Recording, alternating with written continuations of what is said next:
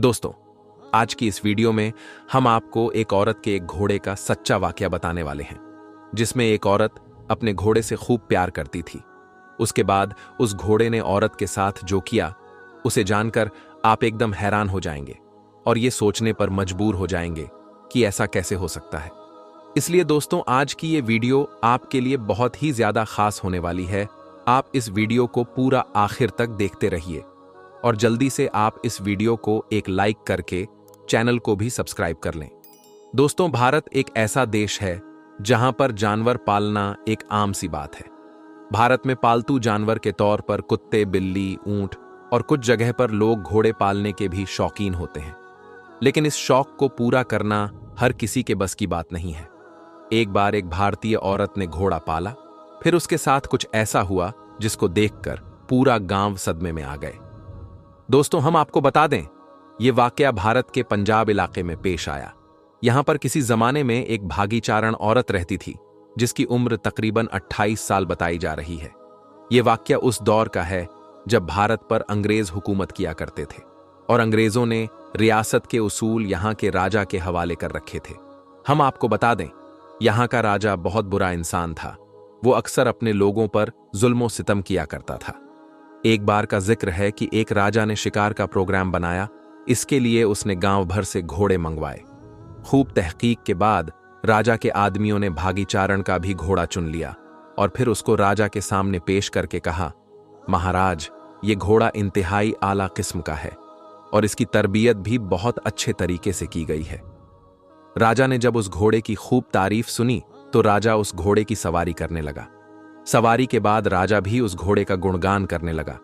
उसने भागीचारण औरत से कहा कि वो ये घोड़ा उसे बेच दे, उसके बदले में उसे मुंह मांगी कीमत मिल जाएगी। मगर वो औरत अपने उस घोड़े को बेचने पर राजी नहीं हुई और उसने राजा से कहा, मेरा ये घोड़ा इतना कीमती है कि वो अपनी सारी रियासत देकर भी इस घोड़े को हासिल नहीं कर सकता। ये बात सुनकर सारे दरबारी और राजा सब हैरान हो गए। राजा ने भागीचारण से पूछा कि ये बताओ, तुम्हारे घोड़े में ऐसी क्या खास बात है जिसकी वजह से इसकी इतनी ज्यादा कीमत है। ये सुनकर भागीचारण ने कहा, वो अपने इस पालतू घोड़े का राज किसी को नहीं बता सकती। दोस्तों, फिर एक लंबी बहस के बाद राजा ने देखा कि भागीचारण अपना घोड़ा किसी भी हाल में बेचने को राजी नहीं है। तो राजा ने भागीचारण से उसका घोड़ा उधार मांग लिया और फिर बादशाह उस औरत से कहने लगा, हम एक बार इस घोड़े पर बैठकर शिकार करना चाहते हैं। उसके बाद इस घोड़े को इसी हाल में तुमको वापस कर देंगे, क्योंकि हमें तुम्हारा ये घोड़ा बहुत ज्यादा पसंद आया है। ये सुनकर भागीचारण ने राजा से कहा, ठीक है, लेकिन मेरी एक शर्त है। इसके लिए आपको मेरे घोड़े को शाही घोड़े का खिताब देना होगा और इसकी देखभाल पर आने वाला खर्च आपको 1 साल तक अदा करना होगा। राजा ने जब यह शर्त सुनी तो हैरान हो गया। कुछ देर सोचने के बाद राजा ने भागीचारण की यह शर्त मंजूर कर ली और कहा, ठीक है, शिकार से वापस आने के बाद हम तुम्हारी ये शर्त को पूरा कर देंगे। उसके बाद भागीचारण ने अपने घोड़े को राजा के हवाले कर दिया। राजा उस पर बैठकर एक दिन शिकार पर चला गया। जंगल में घोड़ा तेज तेज दौड़ता जा रहा था। राजा ने उसे रोकने की बहुत कोशिश की, मगर घोड़ा ना रुका। घोड़ा जंगल के घने हिस्से की तरफ दौड़ता चला गया।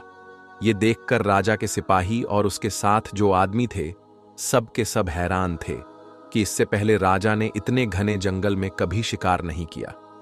ये सब लोग भी राजा के पीछे पीछे चलते गए।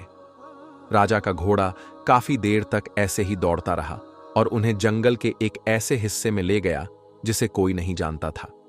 राजा ने देखा, यहां पर शिकार के लिए परिंदे और जानवर लातादाद मौजूद हैं और हर तरफ जंगली फल भी मौजूद थे और मीठे पानी के चश्मे भी बह रहे थे। ये देखकर राजा बहुत खुश हुआ और उसने वहां पर जी भरकर शिकार किया, मीठा पानी पिया, फल भी खाए और फिर वापस महल की तरफ लौट पड़ा। शिकार से लौटने के बाद राजा ने वो घोड़ा भागीचारण को वापस लौटा दिया।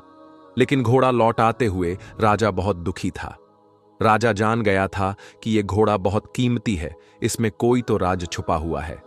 फिर सुबह को राजा ने अपने सिपाहियों को हुक्म दिया, जाओ भागीचारण और उसके घोड़े पर नजर रखो और वो राज मालूम करो। राजा के सिपाही भागीचारण के घर के पास पहुंचकर घात लगा दिया और उस पर नजर रखने लगे। कुछ दिन तक उन्होंने देखा, हर रोज सवेरे भागीचरण उस घोड़े पर सवार होकर जंगल की तरफ जाती है। थोड़ी देर के बाद वो वापस आती है तो उसके हाथ में एक फल का टोकरा होता है। उस फल को बेचकर वो काफी अच्छी रकम कमा लेती है। इसके अलावा कभी कभी वो जंगली जानवर का शिकार भी कर लाती, जिसे बेचकर वो अच्छी रकम कमा लेती। ये सारी बातें सिपाहियों ने जाकर राजा को बता दिया। फिर राजा ने भागीचारण को फौरन अपने दरबार में बुलाया और इसकी वजह पूछी तो भागीचारण ने बताया कि मुझे बचपन से ही जानवरों से बहुत मोहब्बत है। मैं जानवरों से बहुत प्यार करती हूं, इसीलिए जहां पर भी मैं भूखे जानवर को देखती हूं उन्हें खाना खिलाने लगती हूं। यह सिलसिला मेरी जवानी तक ऐसे ही जारी रहा। एक बार मैं घने जंगल से गुजर रही थी तो मैंने देखा एक जगह पर एक घोड़ा का बच्चा पड़ा हुआ तड़प रहा था, तो मैं उसे उठाकर अपने घर ले आई। उसकी देखभाल किया, उसे पाल लिया। तब से ये घोड़ा मुझे जंगल से फल और बहुत कुछ लाकर देता है, जिसे मैं बेचकर अच्छे पैसे कमा लेती हूं। और यही वजह है कि ये घोड़ा बहुत कीमती है। दोस्तों, राजा और उसके दरबारी ये सुनकर बहुत हैरान हो गए। कोई भी उसकी बात पर यकीन नहीं कर रहा था, मगर राजा ने तो उस घोड़े पर बैठकर शिकार किया था। उसे भागीचारण पर यकीन था, तो राजा ने फौरन उस घोड़े को शाही घोड़े के खिताब से नवाज दिया और उसके महीने का खर्च भी मुकर्रम कर दिया। लेकिन वहां पर कुछ लोग ऐसे थे जो भागीचारण से हसद करते थे, उससे जलते थे। उन्होंने उस पर इल्जाम लगाना शुरू कर दिया कि ये अकेली औरत है, ये अपने घोड़े से नाजायज जिनसी ताल्लुक बनाती है। इसी वजह से वो हर रोज उसे जंगल में ले जाती है ताकि घोड़े के साथ उसे शर्मनाक हरकत करते हुए कोई ना देख ले। लेकिन राजा ने इस बात को नहीं माना, क्योंकि उसके दिल में भागीचारण और उसके घोड़े के लिए मोहब्बत पैदा हो चुकी थी। दोस्तों, भागीचारण को यह घोड़ा जानवरों से प्यार करने और उनके हुकूक अदा करने के इनाम में अल्लाह ताला ने अता किया था। दोस्तों, इस वाकया से हमें यह सबक मिलता है कि जानवरों से मोहब्बत करना चाहिए, उनके हुकूक अदा करने चाहिए, जानवरों पर जुल्म नहीं करना चाहिए। दीन इस्लाम में भी जानवरों और परिंदों से मोहब्बत करने और उनके हुकूक अदा करने की ताकीद दी गई है। दोस्तों, आप भी जानवरों से मोहब्बत करते हैं या आपने अपने घर में कोई जानवर पाल रखा है? तो कमेंट करके हमें जरूर बताएं। दोस्तों, अब हम आपको बताएंगे कि एक बादशाह ने अपनी बेटी की शादी एक बंदर से कर दी। फिर शादी की पहली रात बंदर ने शहजादी के साथ जो किया वो जानकर आप हैरान रह जाएंगे। प्यारे दोस्तों, किसी जमाने में एक नेक बादशाह था। एक मर्तबा बादशाह अपने वजीरों के साथ सैर के लिए निकला। जंगल के करीब डेरे डाले गए। जब खाने का वक्त हुआ तो दस्तरखान बिछाया गया। इतने में बादशाह ने देखा कि एक बहुत बड़ी दरख्त पर एक बंदर बैठा हुआ सब कुछ खामोशी के साथ देख रहा है। उसमें बंदरों वाली कोई भी हरकत नहीं थी। बादशाह ने कहा कि थोड़ा सा खाना इस बंदर के सामने भी डाल दो। नौकरों ने थोड़ा सा खाना उस बंदर के सामने भी डाल दिया। बंदर पेड़ से नीचे उतरकर आता है और एक ठेकरी लेकर कोयले से कुछ लिखता है और फिर बंदर ने वो ठेकरी बादशाह को दे दी। ठेकरी पर लिखा हुआ था, मैं वैसे खाने नहीं खाऊंगा, बल्कि जैसा दस्तरख्वान बादशाह के लिए लगाया गया है वैसा ही मेरे लिए भी लगाया जाए। बादशाह को यह देखकर बड़ी हैरानी हुई। बादशाह ने हुक्म दिया कि इसके लिए भी एक ऐसा ही दस्तरख्वान लगाओ जैसा कि मेरे लिए लगाया गया है। इसके बाद बंदर दरख्त से नीचे उतर कर आया और खाना खाकर फिर से दरख्त के ऊपर चढ़ गया। अचानक आसमान पर काले रंग के बादल छा गए। नौकरों ने जल्दी जल्दी सारा सामान समेटा। बादशाह ने नौकरों से कहा, एक टाट का टुकड़ा बंदर के सामने रख दो, कहीं वह भीग न जाए। नौकरों ने टाट का टुकड़ा बंदर के पास लाकर रख दिया। बंदर ने फिर कुछ ठेकरी पर लिखा और बादशाह को दे दिया। उस पर लिखा हुआ था, जैसा खेमा बादशाह के लिए लगाया गया है वैसा खेमा मेरे लिए भी लगाया जाए, तब मैं आऊंगा। बादशाह के कहने पर वैसा ही खेमा बंदर के लिए भी लगाया गया। इतने में बारिश शुरू हो गई। वो बंदर दरख्त से नीचे उतरकर अपने खेमे के अंदर चला गया। कुछ दिनों के बाद बादशाह जब वापस जाने लगा तो बादशाह ने नौकरों से कहा कि जाओ और बंदर से पूछ कर आओ, क्या वो हमारे साथ जाने के लिए तैयार है? तो बंदर ने फिर ठेकरी पर कुछ लिखा, जैसा हाथी बादशाह के लिए तैयार किया गया है। वैसा ही हाथी मेरे लिए भी तैयार किया जाए, तब मैं जाऊंगा। बादशाह बंदर के अंदर दिलचस्पी लेने लगा और उसके लिए भी अपने जैसी सवारी तैयार करवाई। जब महल के पास पहुंचे तो बादशाह ने हुक्म दिया कि जो खेमे नौकरों के लिए है, उनमें से एक खेमा बंदर को भी दे दिया जाए। लेकिन बंदर ने फिर से लिख कर दिया कि जैसा महल बादशाह के लिए है, वैसा महल मेरे लिए भी बनवाया जाए, फिर मैं वहां रहूंगा, वरना मैं वापस जंगल में चला जाऊंगा। बादशाह के पास एक और महल भी था, जहां वो बहुत कम आया जाया करता था। वो महल बंदर को दे दिया गया।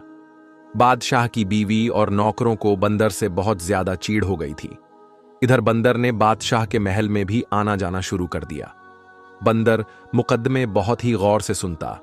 जब बादशाह कोई गलत फैसला लेने वाला होता तो बंदर बादशाह के हाथ से फौरन कागज को लेकर फाड़ देता और कलम से सही फैसला लिखकर बादशाह के हाथ में दे देता। शुरू में तो बादशाह को बहुत गुस्सा आया, लेकिन फिर बादशाह समझ गया कि बंदर की वजह से वो बहुत सारी गलतियों से बच गया है। उस बादशाह की एक खूबसूरत बेटी थी। बादशाह अपनी बेटी से दिलोजान से ज्यादा मोहब्बत करता था। बंदर को देखने का शौक बादशाह की बेटी को भी पैदा हो गया। एक दिन शहजादी अपनी सहेलियों के साथ बंदर को देखने के लिए आई। जब बंदर ने शहजादी को देखा तो उसे देखकर वह घूरने लगा। शहजादी बंदर के डर से महल के अंदर भाग गई और उसके बाद से यह होने लगा कि शहजादी जब भी बन संवर कर अपना चेहरा आईने में देखती तो पीछे से बंदर का चेहरा नजर आ जाता। पता नहीं कैसे बंदर उसके कमरे में घुस जाता। एक दिन बंदर ने पर्ची में कुछ लिखकर शहजादी के हाथ में थमाया। उस पर्ची में लिखा हुआ था कि तुम मेरे साथ शादी करोगी। यकीन करो, मैं भी बहुत खूबसूरत हूं। शहजादी जानती थी कि यह तहजीब मंद बंदर है, मुझे कोई नुकसान नहीं पहुंचाएगा। धीरे धीरे शहजादी को बंदर से हमदर्दी हो गई। जब यह बात बादशाह तक पहुंची तो उसे यह बात अच्छी न लगी कि बंदर उसकी बेटी के कमरे में आता जाता है। बादशाह अगले दिन बंदर से मिलने के लिए उसके पास आया। बंदर महल में मौजूद था। बादशाह कहने लगा कि देखो, मैं नहीं जानता कि तुम कौन हो। मैंने तुम्हारी हर बात को माना, तुम्हें अपनी बराबरी का दर्जा दिया। शायद दूसरा कोई बादशाह तुम्हारे साथ ऐसा न करता, और अब तुमने मेरी बेटी को परेशान करना शुरू कर दिया है। यह बात मुझे जरा भी अच्छी नहीं लगी। इससे पहले कि मैं कुछ सख्त कदम उठाऊं, तुम बाज आ जाओ। बंदर झट से महल से कागज और कलम लेकर आया और कुछ लिखकर बादशाह को दे दिया। उसमें लिखा हुआ था, मैं आपकी बेटी से शादी करना चाहता हूं और मैं आपको यकीन दिलाता हूं मैं आपकी बेटी को हमेशा खुश रखूंगा। बादशाह तो यह पढ़कर हक्का बक्का रह गया कि अपनी फूल जैसी शहजादी की शादी इस बंदर से, यह तो कभी भी नहीं हो सकता। बादशाह ने कहा कि ऐसा तो मेरी जिंदगी में कभी हो ही नहीं सकता। बंदर ने लपक कर बादशाह के कमर से तलवार निकाली और दूसरे हाथ से लिखा, अगर ऐसा आपकी जिंदगी में नहीं हो सकता तो मरने के लिए तैयार हो जाइए। मैं आपको मारकर आपकी बेटी से शादी कर लूंगा। आप मेरे मोहसिन हैं। आपने मुझे इस महल में रखा, मेरे खाने पीने का इंतजाम किया। मैं आपको मारकर अपने हाथ आपके खून से रंगना नहीं चाहता। बादशाह ने अपनी मौत को सामने देखा तो कहने लगा, अच्छा, मुझे थोड़ा सोचने का मौका दो। बादशाह अपने महल वापस आ गया। वो बहुत परेशान हुआ। एक तरफ बेटी थी और दूसरी तरफ उसकी अपनी जान। सारी रात टहलते हुए उसने परेशानी में गुजार दी, लेकिन अपनी बीवी को उसने कुछ भी नहीं बताया। वो जानता था कि बीवी को जैसे ही पता चलेगा वो सारा महल अपने सर पर उठा लेगी। सुबह होने तक बादशाह फैसला कर चुका था कि वो अपनी जान दे देगा, लेकिन अपनी बेटी की शादी बंदर से कभी भी नहीं करेगा। वो कुछ नसीहतें करने के लिए अपनी बेटी के पास गया कि बेटी, कल को अगर मुझे कुछ हो जाए तो तुम्हें अपनी मां को कैसे देखना है और सल्तनत को कैसे संभालना है। शहजादी ने आंखों में आंसू भरकर कहा, अब्बा जान, ये आप कैसी बातें कर रहे हैं? अल्लाह ताला आपके उम्र में बरकत अता करे। बादशाह ने कहा, मेरी बेटी, वो बंदर मेरे भी पीछे पड़ गया है और मुझसे कहता है कि मैं उसकी शादी तुमसे करा दूं, वरना वो मुझे जान से मार देगा। लेकिन यह तो नामुमकिन है। मैं तुम्हारी शादी उससे भला कैसे कर सकता हूं? तुम्हारी मां ने उसके कत्ल के कई बार मंसूबे किए, लेकिन वो हमेशा नाकाम रही। वो बंदर आज भी जिंदा फिरता है। बादशाह कहने लगा कि मैं जाकर बंदर को साफ साफ बता देता हूं कि मैं तुम्हारी शादी अपनी बेटी के साथ कभी भी नहीं कर सकता। उसके बाद शायद वो मुझे मार दे। तुम अपनी मां के साथ तहखाने में जाकर छुप जाना और उस वक्त तक बाहर ना निकलना जब तक कि वो बंदर यहां से चला ना जाए। शहजादी ने कहा कि अब्बा, आपकी जान इतनी बेकार तो नहीं है, आप मेरे वालिद ही नहीं, इस सल्तनत के बादशाह भी हैं, आप जाकर बंदर से मेरे रिश्ते के लिए हां कर दीजिए।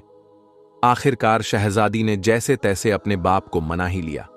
बादशाह ने बंदर को अपनी रजामंदी बताई और बंदर ने कहा, आप शादी की तैयारी शुरू करें। मल्लिका को जब ये बात मालूम हुई, उसने सारा महल अपने सर पर उठा लिया। निकाह वाले दिन बादशाह ने मल्लिका को एक कमरे में बंद कर दिया और शहजादी का निकाह उस बंदर के साथ करवा दिया। शहजादी रुखसत होकर बंदर के महल में चली गई। अगले दिन जब शहजादी महल वापस आई तो बहुत ही ज्यादा खुश थी। मल्लिका ने जब ये देखा तो हैरान रह गई। मल्लिका बोली, बेटी, तुम उस बंदर के साथ इतनी खुश हो? शहजादी बोली, हां, मैं बहुत खुश हूं। शहजादी दिन में अपने बाप के महल में रहती और रात के वक्त वो बंदर के पास उसके महल में चली जाती है। एक बार रात के वक्त मल्लिका ने नौकरानियों वाला लिबास पहना और बंदर के महल में चली गई। शहजादी के कमरे का दरवाजा बंद था। मल्लिका ने दोनों की बातें सुननी शुरू की। अंदर से किसी मर्द के बोलने की आवाज आ रही थी। मल्लिका ने ताले के सुराख से अंदर झांका तो देखा कि शहजादी एक बहुत ही खूबसूरत नौजवान के साथ बैठी हुई है। वो शहजादी के साथ हंस हंस कर बातें कर रहा है। ये देखकर मल्लिका हैरान रह गई और सोचने लगी, अच्छा तो ये बात है, तभी तो मैं कहूं कि मेरी बेटी भला इस बंदर के साथ इतना ज्यादा खुश कैसे रह सकती है। अब मल्लिका वहां से पलट कर जाने लगी। उसको एक तरफ बंदर की खाल पड़ी हुई नजर आई। मल्लिका सोचने लगी, इतनी मोटी खाल बंदरों वाली ये अपने ऊपर पहनकर भला क्यों रखता है और बंदर बना क्यों फिरता है? अगर मैं इस खाल को झला दूं तो फिर ये कभी भी बंदर नहीं बनेगा। ये सोचकर वो बंदर की खाल उठाकर अपने महल में ले आती है और उस खाल को आग लगा देती है। इधर मल्लिका ने बंदर की खाल को आग लगाई, उधर शहजादे को जलन महसूस होने लगी। शहजादा बचाओ बचाओ करके गायब हो गया। हैरानकुन शहजादी अपने वालिद के महल में वापस आती है तो देखती है उसकी वालिदा ने बंदर की खाल को आग लगा दी थी। शहजादी ने जल्दी जल्दी से वो आग बुझाई। शहजादी को पता चल गया कि उसकी मां का ये कारनामा है। वो रो रो कर कहने लगी, हाय अम्मा जान, आपने मेरा सुहाग उजाड़ दिया। आखिर आपकी क्या दुश्मनी थी मुझसे? उसकी मां ने कहा, बेटी मुझे क्या पता था, मैंने तो सोचा कि मैं वो बंदरों वाली खाल अगर जला दूंगी तो वो बिल्कुल नौजवानों की तरह मेरा जमाई राजा बना रहेगा। शहजादी ने कहा कि अम्मी जान, मैंने आपको कहा था ना कि मुझे मेरे हाल पर छोड़ दीजिए। अब आपको ठंडक पड़ गई। मां शहजादी की तमाम बातों को सुनकर परेशान थी। जब बादशाह को पता चला तो बादशाह ने नौकरों को भेजा, लेकिन कहीं से भी बंदर की कोई खबर ना मिली। अब शहजादी ने जोगन वाले कपड़े पहन लिए और शहजादे की तलाश में निकल गई। जंगल जंगल, सहरा सहरा वो भटकती फिरती। उसके पांव में छाले पड़ गए। शहजादी का रंग रूप पूरी तरह से बदल गया। एक रात शहजादी उसी जंगल में एक पेड़ के नीचे बैठी हुई थी। उस पेड़ के ऊपर चकोर और चकोरी बैठे हुए थे और बातें कर रहे थे। शहजादी उनकी बातें सुन रही थी। चकोर दरअसल एक परिंदा होता है। चकोरी ने चकोरे से कहा, क्या बात है चकोरे, तू इतना परेशान क्यों है? चकोरे ने कहा, क्या बताऊं, यहां से यूरोप की तरफ एक शहजादा है, मैं उसके लिए बहुत परेशान हूं। उसके सारे जिस्म पर बड़े बड़े आंवले पड़े हुए हैं, वो सो भी नहीं सकता। सारे तबीब और हकीम उसका इलाज कर करके हार गए हैं, कोई भी उसका इलाज नहीं कर पा रहा है। चकोरी ने पूछा, शहजादे की यह हालत भला कैसे हुई? चकोरे ने कहा, किसी जालिम ने शहजादे को जलाकर मारने की कोशिश की थी। शहजादे की जान तो बच गई, लेकिन उसका सारा जिस्म जल गया है। चकोरी ने कहा, अगर कोई हमारी बेटे इकट्ठी कर लें और इन्हें संदल के साथ घिसकर 40 दिन तक रोजाना सुबह शाम शहजादे को लगाए तो शहजादे के सारे जख्म भर जाएंगे। शहजादी समझ गई कि ये मेरे शहजादे के बारे में बात हो रही है। चकोरी चकोरा तो सुबह उड़ गए। शहजादी ने उनकी सारी बीटें इकट्ठा की और एक ताबीब के भेस में वो यूरोप की तरफ चल पड़ी। वहां से कुछ ही मील की दूरी पर शहजादी को एक शहर नजर आया। शहर बहुत ही ज्यादा खूबसूरत था। लेकिन वहां की हर चीज पर उदासी छाई हुई थी। वहां के लोग बहुत ही ज्यादा परेशान थे और अपने अपने कामों को अंजाम दे रहे थे। शहजादी जिससे भी उसकी परेशानी की वजह पूछती तो सारे बताते कि उनकी शहजादे की हालत बहुत ज्यादा खराब है। शहजादी ने बाजार से संदल खरीदा और दूसरी दवाएं लीं और जरूरत का सामान खरीदकर शहजादी शाही महल में पहुंच गई और पहरेदारों से कहने लगी कि जाकर बादशाह से कहो कि हिमालय की पहाड़ियों से एक तबाब आया है, वो शहजादी का इलाज करेगा। पहरेदार भागता हुआ बादशाह के पास गया। बादशाह ने कहा कि उसे फौरन अंदर बुलाकर लाओ। बादशाह ने देखा कि ये तो अभी नौजवान है, ये शहजादी का भला क्या इलाज करेगा। इतने बड़े बड़े तबीब और हकीम इसका इलाज न कर सके। फिर भी बादशाह ने कहा, तुम भला क्या कर लोगे? बड़े बड़े तबीब और हकीम हार चुके हैं। शहजादी बोली, अगर 40 दिन में शहजादा ठीक ना हुआ तो जो चोर की सजा है वही मेरी सजा। यह सुनकर बादशाह ने खुशी से हां कर दिया और शहजादी ने कहा कि मुझे शहजादे के साथ वाला कमरा चाहिए ताकि मैं दिन रात शहजादे की देखभाल कर सकूं। बादशाह के हुक्म पर शहजादी को शहजादे के साथ वाला कमरा दे दिया गया। शहजादी ने इलाज शुरू कर दिया और महीने भर ही में शहजादा पूरी तरह से ठीक हो गया, लेकिन जख्म अभी थोड़ी थोड़ी कच्चे थे। जैसे ही चकोरी और चकोरा ने 40 दिन की बात की थी, इसी तरह शहजादी शहजादे की खिदमत करती रही और बादशाह ने उसे बहुत भारी इनामात देने की तैयारी कर रखी थी और शहजादा उस तबीब का दिल से शुक्रगुजार था। लेकिन हुआ ये कि 40वें दिन शहजादी ने शहजादे के जिस्म पर वह लेप किया और वहां से निकल गई और अपने महल की तरफ लौट आई। शहजादी ने वहां से आने से पहले शहजादे की अंगूठी जरूर उससे मांग ली थी और शहजादे की अंगूठी अपने साथ लेकर वह अपने वालिद के महल पर वापस आ गई। इधर शहजादे को यह मालूम नहीं था कि तबीब चला गया है। महल में शहजादे की सेहतयाबी की तैयारी बहुत जोर शोर से हो रही थी, लेकिन तबीब का दूर दूर तक कोई भी अता पता न था। शहजादा बहुत परेशान था और बादशाह भी हैरान था। यह कैसा तबीब था? वो कैसा हकीम था जो बगैर एक पैसे का तकाजा किए हुए खामोशी के साथ यहां से चला गया? शहजादा जब मुकम्मल तौर पर ठीक हो गया तो उसको अपनी नई नवेली दुल्हन की याद आई। एक दिन वह अपने वली से इजाजत लेकर शिकार के बहाने से निकला और सीधा अपने ससुराल चला गया। उसने शाही लिबास पहन रखा था। उसके साथ फौज का एक शाही दस्ता भी था। नौकरों ने उसे बड़े ही एहतराम के साथ महल में बिठाया और बादशाह को खबर दी। बादशाह बेटी के गम में वक्त से पहले ही बूढ़ा हो चुका था। शहजादे ने बड़े ही अदब से बादशाह को सलाम पेश किया। बादशाह ने कहा, बेटा तुम कौन हो, कहां से आए हो? शहजादे मालूम देते हो, लेकिन मैं तुम्हें नहीं जानता हूं और मैंने तो इससे पहले तुम्हें कभी देखा भी नहीं है। शहजादी ने कहा, ए मेरे मोहसिन, आप भले ही मुझे नहीं जानते, लेकिन मैं आपको कभी भी नहीं भूल सकता हूं। मैं तो आपको बहुत अच्छी तरह से जानता हूं। दरअसल मैं वही बंदर हूं जिसको आपने अपन बराबरी का दर्जा दिया था, अपने महल में रखा, खिलाया पिलाया और अपनी बेटी के साथ मेरी शादी कर दी थी। बादशाह ने खुशी से और हैरत से पूछा कि बेटा यह कैसे मुमकिन है?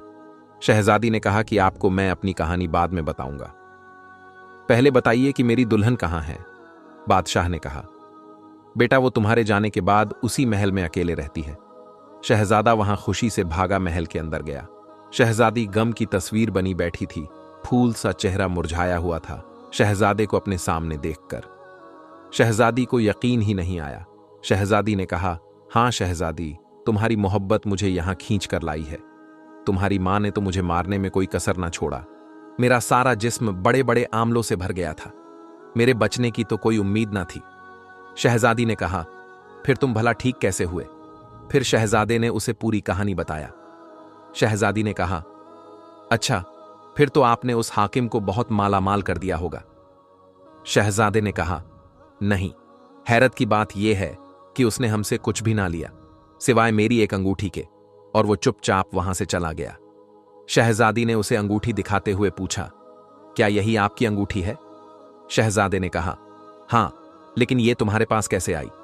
शहजादी ने कहा, क्योंकि वो तबीब कोई और नहीं बल्कि मैं ही थी। फिर शहजादी ने उसे पूरी कहानी सुनाई। शहजादी ने कहा, मेरी मां भी आपकी दुश्मन नहीं थी। जब मेरी माँ ने आपको इंसान बना हुआ देखा तो उसने बंदर की खाल को जला दिया। ना ये खाल होगी, ना आप दोबारा बंदर बनेंगे। शहजादी बोली, गलती आपकी भी है कि आपने मुझे कभी भी बंदर बनने की वजह बताई ही नहीं, वरना मैं उस खाल को अपनी जान से ज्यादा हिफाजत के साथ रखती। शहजादे ने कहा, दरअसल मुझे ये सारी बातें बताने का कभी मौका ही नहीं मिला। तकरीबन 1 साल पहले की बात है। मैं शिकार करने के लिए निकला और मेरे साथ नौकर भी थे। जंगल में मुझे एक हिरण नजर आया। मैंने उस पर तीर चलाया। वो हिरण मेरी आंखों से ओझल हो गया। मैं उस हिरण की तलाश में निकला। मैं इतना आगे निकल गया कि मेरे साथ जो लोग थे वो सब के सब पीछे रह गए। मैं अपने साथियों से बिछड़ चुका था। मैंने देखा कि सहरा के पास एक बुजुर्ग बैठे हुए थे। उनके करीब 10 से 12 साल का बच्चा भी बैठा हुआ था। वो बुजुर्ग रो रहे थे। उस बच्चे की टांग से खून बह रहा था। वह बुजुर्ग रो रो कर उस शख्स को बद्दुआ देते जा रहे थे जिसने उस बच्चे की टांग पर तीर मारा था। मुझे देखकर बुजुर्ग ने गुस्से से कहा, तुम इंसान हो या बंदर हो, तमीज तो तुम्हें छूकर भी नहीं गुजरी है। बस ये उनके कहने की देर थी। मैं फौरन इंसान से बंदर की शक्ल में तब्दील हो गया। अब जंगल जंगल भटकता फिरेगा, तुझे कहीं भी ठिकाना नहीं मिलेगा। उनकी बद्दुआ से और अपनी हालत से मैं इतना परेशान हुआ, मैंने उनके पांव पकड़ ली। रो रो कर उनसे माफी मांगने लगा। मेरी उस हालत को देखकर उस बच्चे को मुझ पर तरस आ गया। उसने अपने दादा से कहा कि दादा जान, जब इंसान अपनी गलती को मान ले तो उसे माफ कर देना चाहिए। हमें चाहिए कि हम इसे माफ कर दें।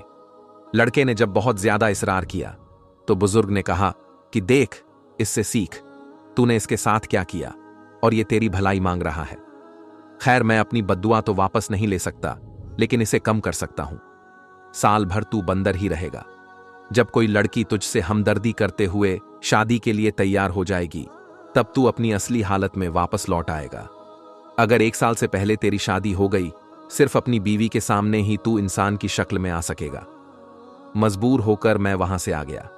मैं वापस अपने महल भी नहीं जा सकता था और मेरा कोई और ठिकाना भी नहीं था। 6 महीनों तक मैं जंगल में यूं ही भटकता रहा कि उसके बाद मेरी मुलाकात तुम्हारे वालिद के साथ जंगल में हो गई, जो मुझे वहां से अपने साथ महल में लेकर आ गए। फिर बादशाह ने तुम्हारी शादी मुझसे करवा दी और आगे की सारी बातें तो तुम अच्छी तरह से जानती हो। शहजादे की ये बात खत्म ही नहीं हुई थी। ये मल्लिका और बादशाह ने सारी गुफ्तगू सुन ली।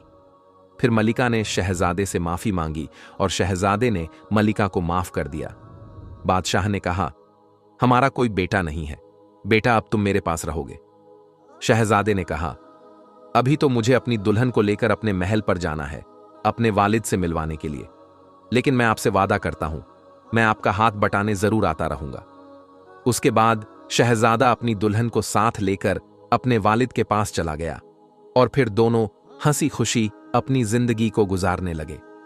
दोस्तों, आज की वीडियो में बस इतना ही। हम मिलेंगे आपको अगली वीडियो में। तब तक के लिए अल्लाह हाफिज।